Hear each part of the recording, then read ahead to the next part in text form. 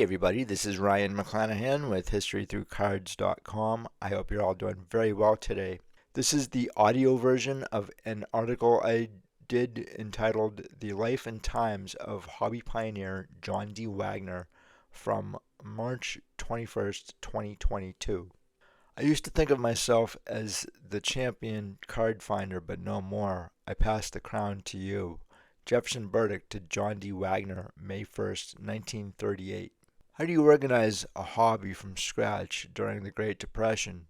Not long after Jefferson Burdick arrived back home from his trip to the Chicago World's Fair, held from May 27, 1933 to October 31st, 1934, and with postcards in hand, he set in motion plans to begin writing in Hobbies magazine. In his first article in December 1935, he asked the simple question, if you have any of these cards or know of available accumulations of them, I would be glad to have you write me at my address. John D. Wagner was one of the first collectors to answer that call. Almost right off the bat, the two men started corresponding with each other on various aspects of card collecting, and along with Charles Bray, they became the core foundation of this new hobby.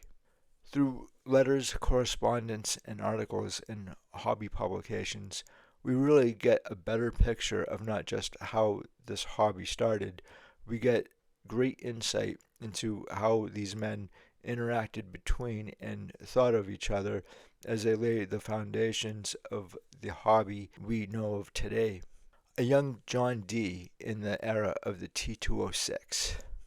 John Daniel Wagner was born on May 3, 1899 in Higgins, Pennsylvania, the oldest son of William and Fayetta, 7 children, 2 older sisters, and 4 younger brothers. Higgins is a small hamlet which at the time had roughly 620 citizens.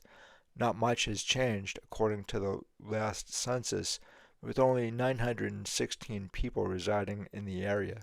Incidentally, during Mr. Wagner's lifetime, Pennsylvania was a beehive of sports activity with the Philadelphia Athletics and later the Eagles, Pottsville Maroons, Frankford Yellow Jackets, Pittsburgh Pirates, and Steelers, the minor league hockey Hershey Bears.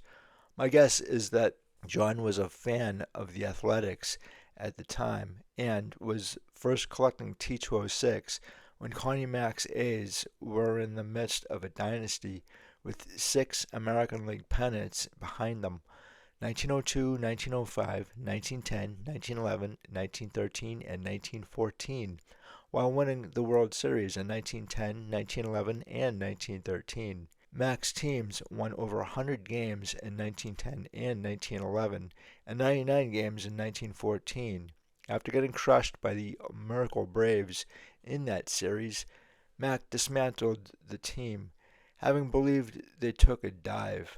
I'm inclined to disbelieve this theory, as they were one of the highest paid teams in the league at the time. However, in later years, Mack did allude to the fact that his penny-pinching ways may have been a factor. Perhaps the players didn't realize at the time that Mack's sole source of income was a small pension, and the stadium compared to most other club owners. A better explanation as to why the team lost 4-0 was that, like the Red Sox and White Sox, the clubhouse was fractious and imploded. With the rise of gambling in baseball due to the banning of pari-mutuel betting in horse racing, I wouldn't discount any player taking a dive for gamblers during the second deadball era. Decades later, John told the story of how he became a collector, particularly of baseball cards, to writer and researcher Christopher Benjamin in 1982. John recounted to the reporter that on one Sunday morning in the summer of 1909, he and 2 of his friends were walking back from Sunday school when they spotted a pile of baseball pictures. As the term baseball card wouldn't be coined until the 1930s, strewn on the ground in the alley. The boys raced towards the cards, but the larger of the 3 grabbed the majority of the stack and was off. As it just so happened, Wagner later found out that the cards were thrown in a wood-burning stove. But this was the very beginning of the T-206 chase that year. He wasn't alone either. Unbeknownst to a 10-year-old John Wagner, President William Howard Taft lifted the ban on tobacco cards with the Payne-Aldrich Tariff Act of 1909, which was passed in April and signed into law officially in August, which paved the way for the American Tobacco Company and the American Lithograph Company to start issuing these cards in packs of their cigarettes. There were a few hitches along the way, which I'll get into later in this article, but it was through legislation where the T-206 was born and eventually died, and where millions upon millions were printed during this time.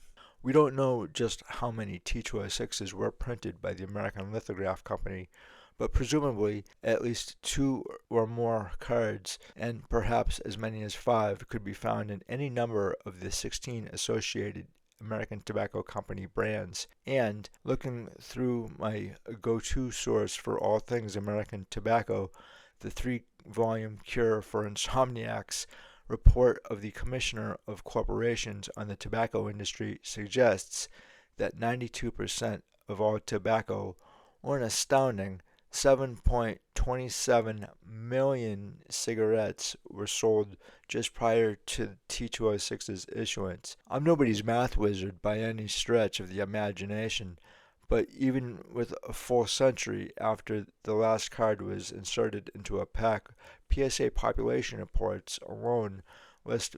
255,955 graded cards, which I believe, if you factor in the majority of the cards are raw, the true estimation is somewhere around 3 to 4 million T-206s today. In an era in which the only information on sports cards came in newspaper advertisements and the occasional gripe of authoritative figures about the yet-to-be-named T-206, Wagner gave some pretty interesting details about what it was like to collect certain cards prior to the established hobby. Wagner also stated that he and his friends would carry around their cards in a shirt pocket when trading. But does this explain why nearly all the T-206 Honus Wagner cards are found in abhorrent condition? Possibly, but we don't see the majority of cards in the set found in poor to good condition, as the majority of Wagner's are commonly found. Wagner dropped out of high school after his sophomore year and on the eve of World War I was employed by the Hershey Chocolate Company. I don't believe he ever stopped collecting cards after the dissolution of the American Tobacco Company, as he distinctly remembered how the 1914 and 1915 Cracker Jack sets were issued and more than likely had easy access to cards issued by the American Caramel Company and York Caramel Company, being situated not too far away. He probably put his collection on hold though. Census records from 1930 indicate that he was a veteran of the Great War, but not much is known about his time in the service or what branch of service he may have been in. It is, as of yet, the only mention of this in an important detail in regards to his collecting habits, as he did join the military. There has been some speculation that he may have in fact joined the military in the 1930s, though from 1920 through 1941 he was employed as a government contracted sign painter, and looking at the military's ranks in the roaring 1920s and the Great Depression makes it highly unlikely that he would have been in the reserves. For one thing, America went from 4.5 million service members in 1918, 2.8 million of those were volunteers, to 343,302 of all the branches the following year, to an all-time low of 243,845 by 1933. You would like to think, with the Great Depression in full swing, that there would have been an influx of men signing up for the reserves, but that wasn't the case, as most reserve units couldn't even enlist 100 men, and Congress failed to adequately fund the military even after repeated requests by government officials. This wasn't anything new, as it was just so happened after the armistice on November 11, 1918, the War Department requested Congress to authorize a permanent regular army of roughly 600,000 men and a 3-month universal training system in case of a new war. However, President Woodrow Wilson's crowning achievement, the League of Nations, for which he received the Nobel Peace Prize in 1920, was not adopted by Congress or the American public because of the amount of casualties sustained during our involvement in the Great War: 116,708 deaths and approximately 320,000 injured between April 2nd, 1917 to November 11th, 1918, and that the public did not want to get involved in any more European affairs. This would eventually have disastrous effects on the United States in the decades to follow. You might not want to get into a fight, but that doesn't mean that others don't want to fight you, and therefore, America took its eyes off the empire of Japan, Germany's rise of socialism, and fascism in Italy in the 1930s. As I always say about Newton's third law of motion, for every action there is an equal and opposite reaction, which can be applied to virtually any situation, including our direct involvement into World War II, which involved many of our hobby's founders and pioneers like John D. Wagner, Lionel Carter, Dr. Lawrence W. Kurzok, Elwood Sharf, Harry Lillian, and millions of other Americans. At this point, Wagner was living in Harrisburg with his wife Edna and teenage children when he joined the Army Air Corps as a recruiter.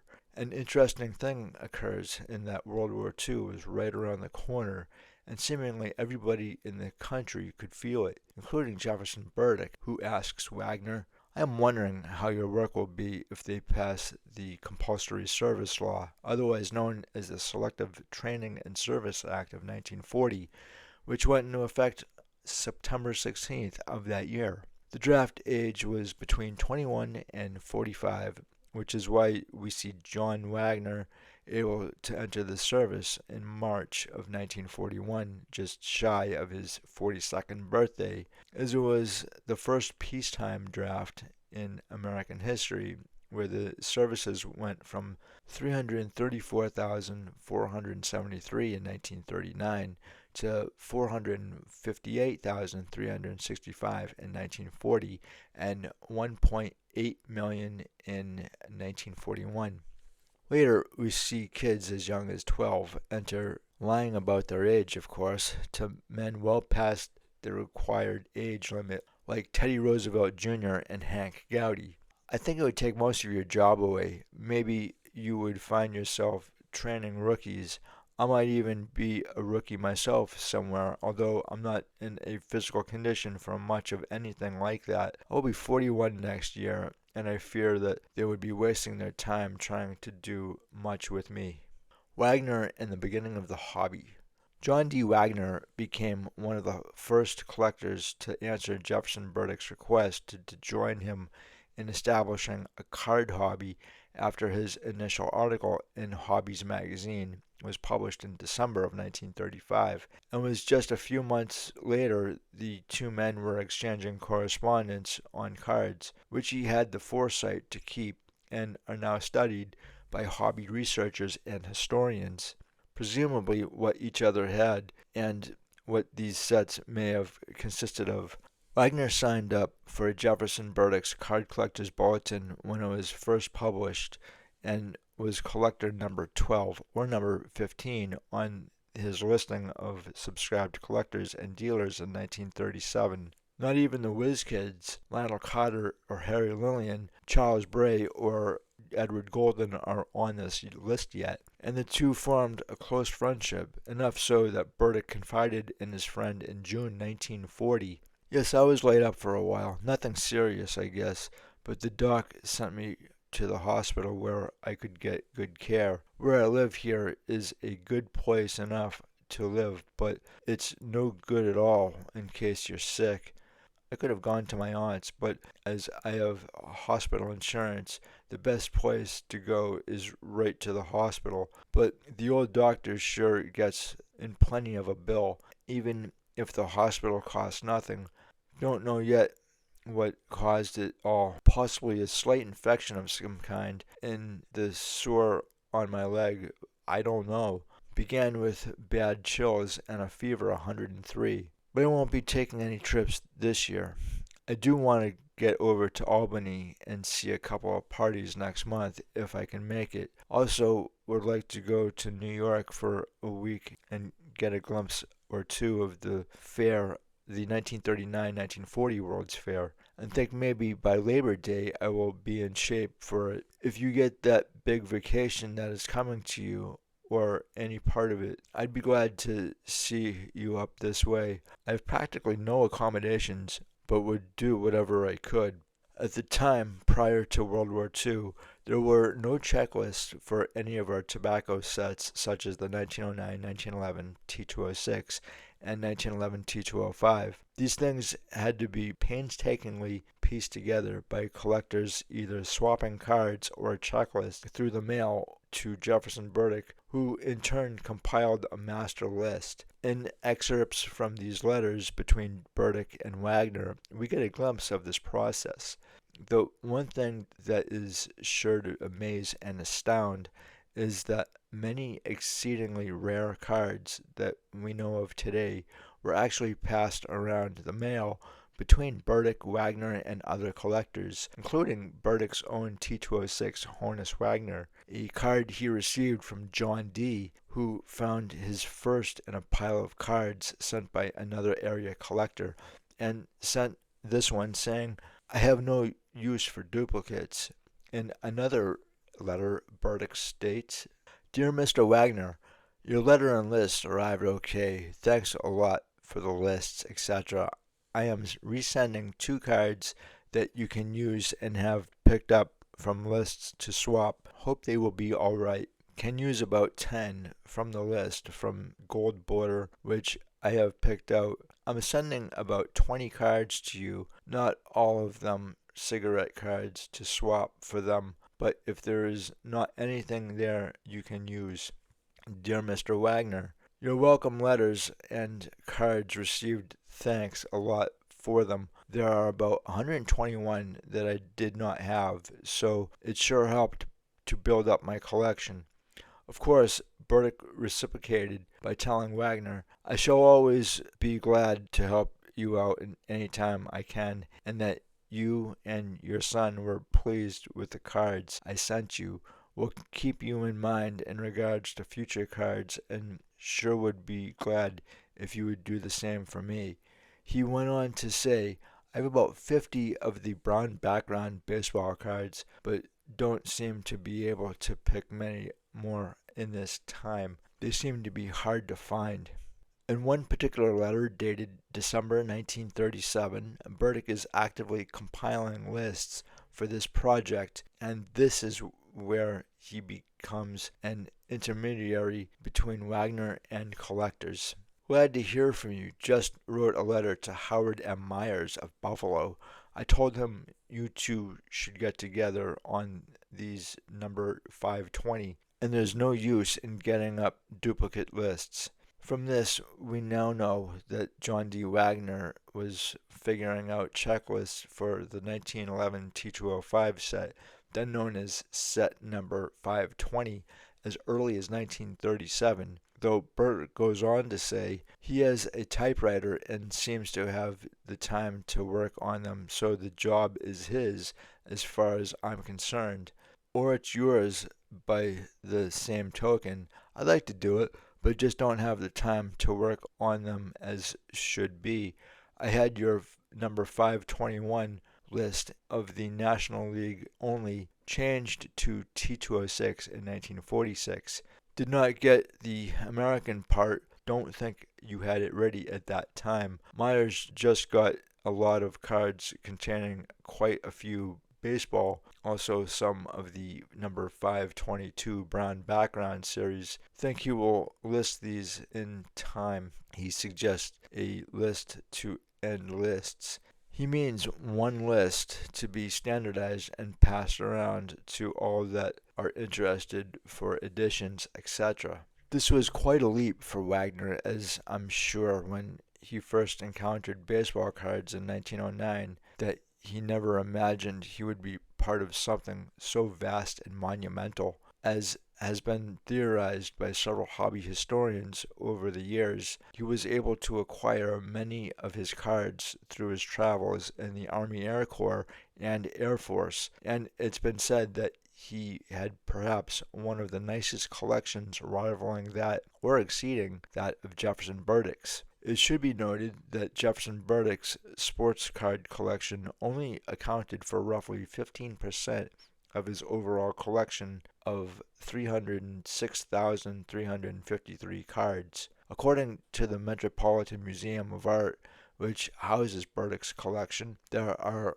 a little over 30,000 baseball cards attributed to the George Washington of the hobby. Wagner meets Wagner. Unlike any other of our hobby founders, John D. Wagner has a unique and direct connection to the history of the 1909 T206 Honus Wagner through the shortstop himself. The history of this card is something of a mystery, which has been speculated over in countless books, most notably Michael O'Keefe's and Terry Thompson's 2007 The Card, Collectors, Con Men, and the True Story of History's Most Desired Baseball Card, and an article from November 6, 1930 edition of the Newark Evening News, in which sports writer Fred J. Bendel published an article about the card collection of fellow reporter Willie Ratner. Ratner is best known as a Hall of Fame boxing writer and began collecting about the same time as Jefferson Burdick, Wirt Gammon Sr., and John D. Wagner. Amazingly, he still had his collection when Richard Nixon was president. This is actually the first time in which we see an article written about this specific card, but not the story behind the rarity of it.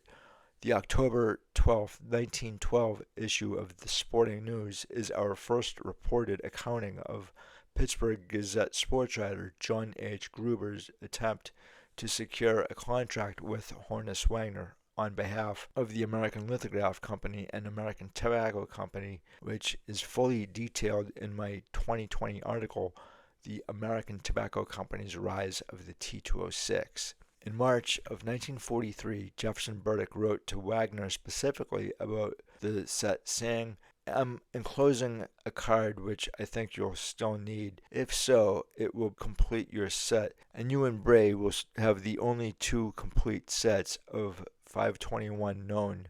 Burdick attempted to compensate Wagner for this card by sending him a check for $25, the 2022 equivalent of $415. Wagner, just like Honus Wagner did some 30 years before, returned the check twice before accepting it. Up until that point, the card was not actually known to exist. This was how Burdick acquired the card, of which at the time there were less than 10 known copies through 1975. Like perhaps most of the 57 known T206 Wagners, this particular card has a provenance that most likely can be traced all the way back to its original issuance, right down to the collectors who owned it from Willie Ratner in 1909 until it sold to Chattanooga Times sports writer and hobby pioneer Wirt Gammon Sr., who sold it to Topps executive and SABR co-founder Bill Haber in 1970 to J. Ross Green, who purchased the card after Haber's passing through Pat Quinn's sports collector's store in Chicago. Now, virtually every vintage collector and their grandmother's parakeet has heard of the story behind the reason why Honus Wagner didn't want his card issued, apparently saying to John H. Gruber, "I don't want my picture in cigarettes, but I don't want you to lose $10, so I'm enclosing a check for that sum."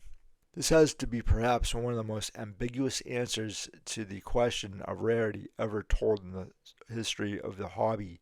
But how accurate is the explanation? Through the fog of hobby history, there are several theories as to the rarity based on this answer, but more than likely the answer that John D. Wagner gave in the October 1st, 1941 Card Collectors Bulletin was, or is, the most accepted. On the 12th of August, the Pittsburgh Pirates played a game of baseball here with the Harrisburg Senators, and I had the great pleasure of talking with Honus Wagner. The lowdown on the cigarette card is that he would not let them put his picture on such cards, since he did not think an athlete should smoke. I found the old boy was still pretty active, and he gave me his autograph with fancy scrolls and letters due to the name similarity. The Pirates, of course, won the game. I'm sure glad to get the straight dope on this long and unverified statement. So are we all, but we also may be glad that Honus apparently was the only one to hold this view. It would seem that a view of the cards must have been issued before his edict be known. A second copy was found recently. Also, 3 more of Plank, the runner-up in the short column. We wonder why the Plank shortage in a 350 series. Again, in 1980, John told Chris a variation of this story. Quote, I never met Honus as a boy, but saw him at an exhibition game that was played in Indiantown Gap, Pennsylvania in 1942 or 1943, and went on to say, he told me he was very opposed to smoking and that he didn't want to influence kids in that direction, so he stopped them from printing that card. John Wagner also remembers that Eddie Plank was also against smoking and thinks that perhaps both cards were never really issued to the public. The Plank card in particular always seems to have uneven margins, as if it was cut from a sheet by hand.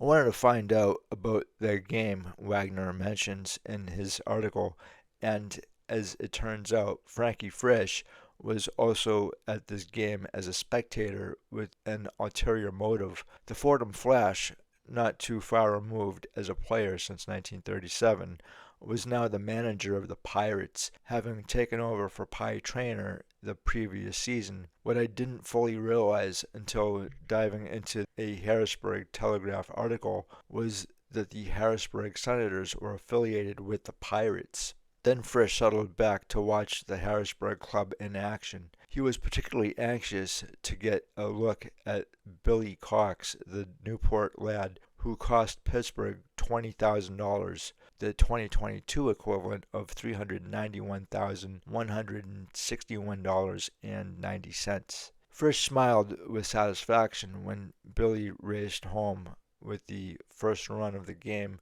in the initial inning, and his smile broadened when Cox connected for 2 hits and 2 trips to the plate during the 7th inning outburst staged by the Senators. But the energetic manager of the Pirates was not present when Cox rose to super heights and slammed out a home run with 2 mates on the bags in the 9th. Billy Cox was the star of this 1941 Harrisburg Senators squad that won the Interstate League Championship against the Trenton Senators in the first round 4-3 and the Reading Brooks 3-1 in the second round. After having a phenomenal year, which he batted .363, he made his debut for the Pirates on September 20th, 1941 against Cincinnati, where he got 2 hits in his first half of a doubleheader against Bucky Walters in a 2-1 loss, and another 2 hits of Duke Derringer, scoring Vince DiMaggio in a 7-3 loss to the reigning World Series champions. Cox is best known as the third baseman of the Brooklyn Dodgers between 1948 to 1955, but spent 10 games as a Pirate shortstop before entering the Army for overseas service. He always credited Honus Wagner for his success in the majors.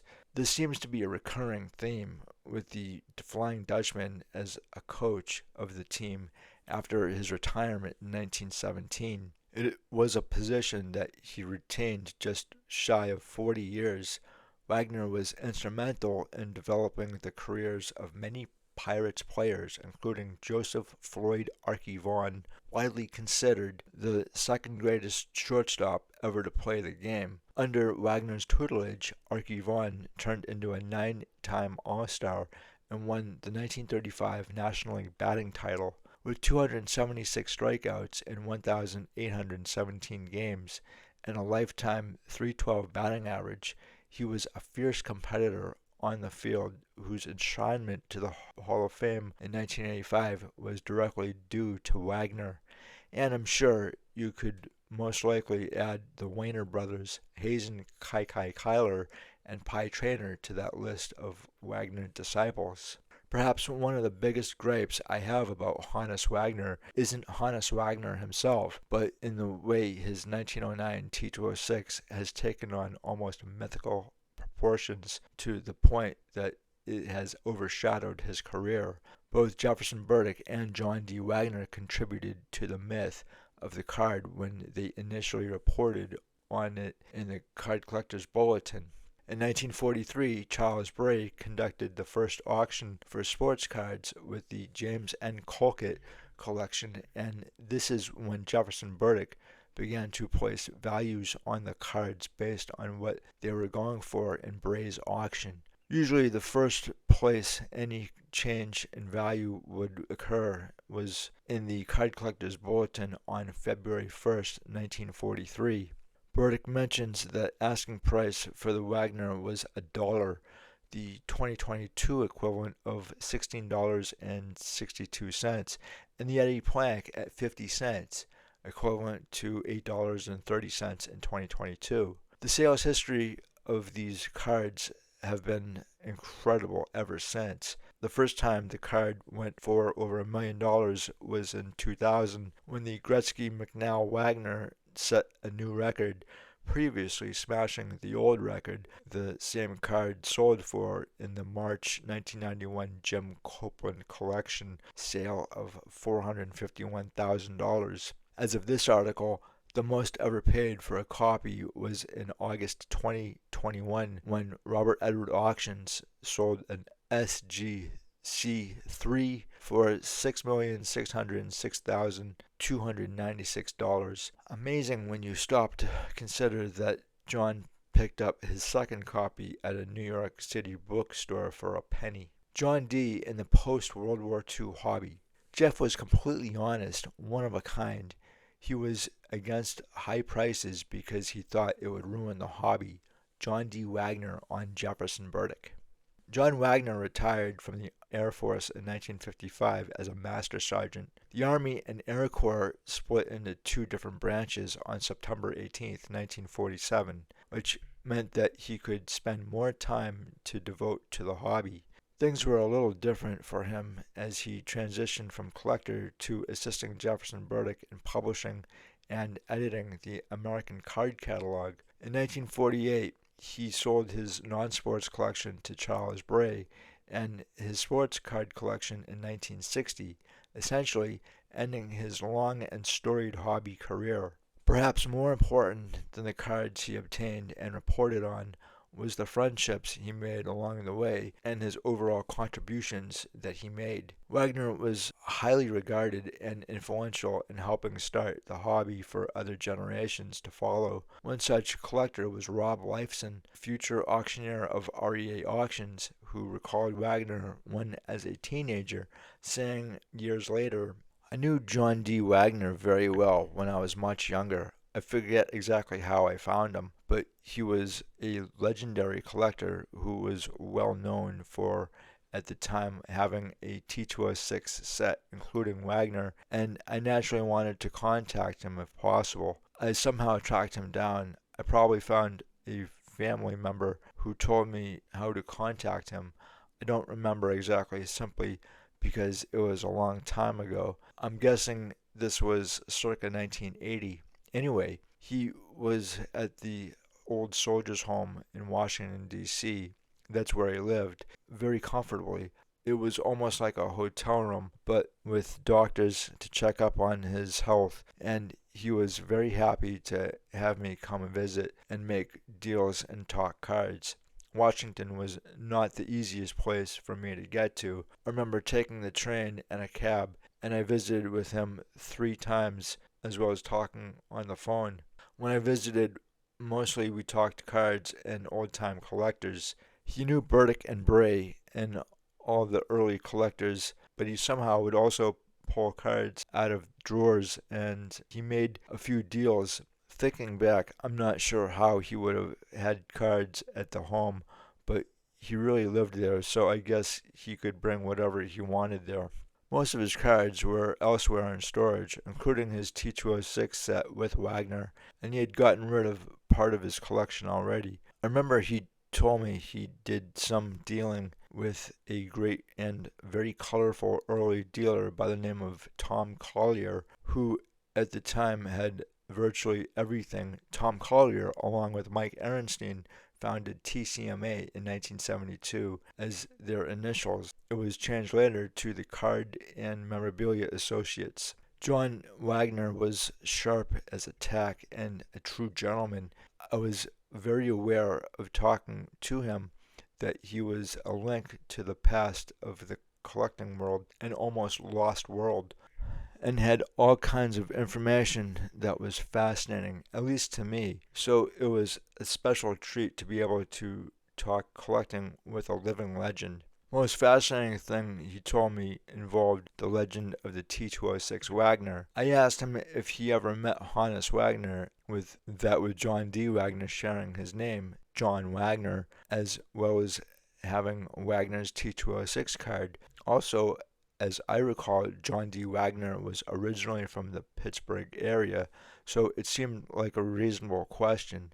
I was surprised when John Wagner told me that yes, he had met Honus Wagner. I naturally asked him if he had, Lifson says, but by chance happened to ask about the legend of his T206 card and whether it was true. He said yes, he absolutely did, and that Wagner personally told him that he did not allow his card to be issued because he did not want to encourage youngsters to smoke. To me, this was the most amazing thing to hear and something that I will never forget. A first-hand account, just one person removed from Honus Wagner himself, confirming the legend of the T206 Wagner. I have no doubt that John D. Wagner spoke to Honus Wagner about the story and that John D. Wagner recounted the conversation accurately. This was an unexpected highlight of my many hours of speaking with John Wagner, and I thought the collectors on Net 54 would appreciate this as well. I never tried to buy any cards from John Wagner that he did not offer me, so I never actually discussed buying a T206 Wagner. When he passed away, as I recall, family friend and fellow hobbyist Chris Benjamin, an extremely fine gentleman who also has made enormous contributions to the baseball card world as well as the non-sport card collecting field, helped the family sell the T206 Wagner and set for what was then a retail price to Barry Halper, who was always happy to purchase an extra Wagner, even though he already had 2 or 3 at the time.